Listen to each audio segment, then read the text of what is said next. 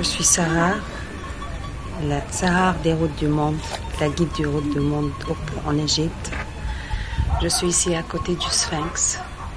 Je suis dans l'angle du côté du Sphinx, du côté du temple du dieu Ra. Ce temple qu'on ne peut pas visiter, qu'on ne peut pas venir le voir que seulement avec les routes du monde. On est au lever du soleil, juste les premières lumières.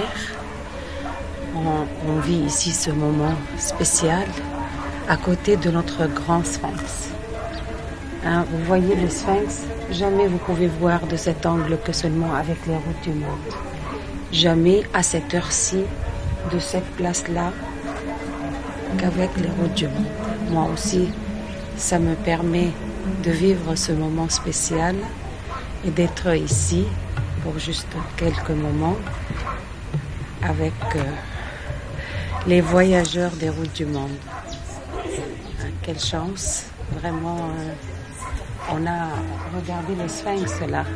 Comment on est accueilli par le Sphinx, ça c'est incroyable. Il n'accueille personne, notre cher Sphinx. Il n'accueille personne. Il y a plein de trésors en Égypte, hein? Mais il n'y en a pas un qui équivaut à ça. Oh! Sans elle, ce ne serait pas la même chose. Je sais qu'elle est timide quand je dis ça. Mais, Seigneur, quand quelqu'un dit « Qu'avez-vous de différent des routes du monde en Égypte? » Ben, je dis « On a ça. » Oh, ça me... tu dis ça... Oh. Vraiment, non, mais pour moi aussi, les moments vraiment le plus spécial, privé, à côté du Sphinx, ça, je le vis avec vous. Parce que on est arrivé ici, il faisait nuit, là. Ouais. Et là, le groupe s'est mis entre les pattes du Sphinx, puis on fait une méditation d'à peu près 20-25 minutes, une demi-heure. Une demi-heure, moi j'ai fermé les yeux depuis qu'on était là, en pleine obscurité, puis j'ouvre les yeux petit à petit avec la lumière, le soleil maintenant. Ce n'est pas encore levé, regardez les couleurs du soleil, ce n'est pas encore levé.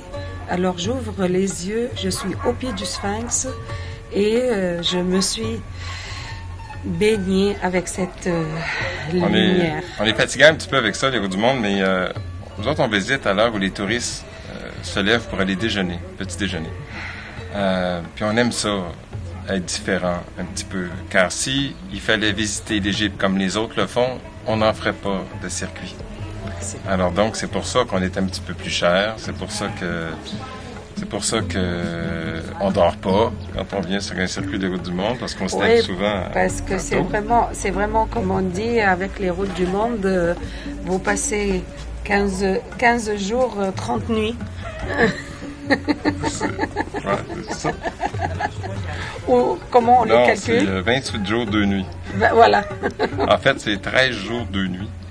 Ouais, c'est un calcul spécial, vous ne pouvez pas le calculer, il faut vraiment être avec les routes du monde pour avoir ce calcul. Parce que vous visitez le soir, la nuit, le matin, dans les heures que personne peut vraiment faire des visites.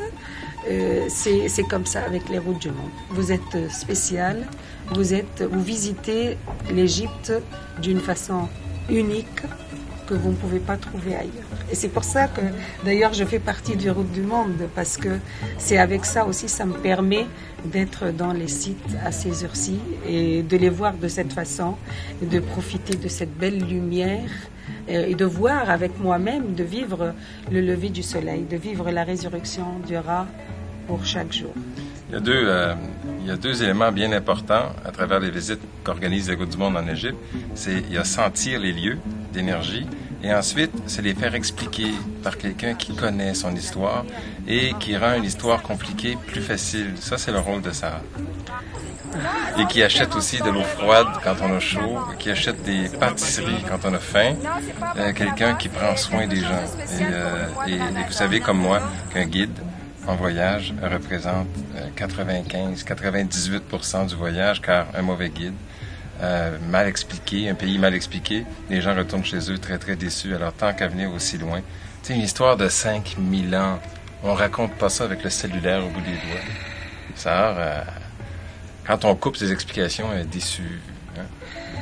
Ben, parce que c'est pas une explication, c'est que je vous donne ce que je vis à chaque fois.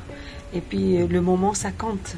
Hein, quand on est là, regarde quand tu as le soleil devant toi, quand tu as le Jura devant toi, tu peux pas te sentir guide, tu te sens une partie de ça.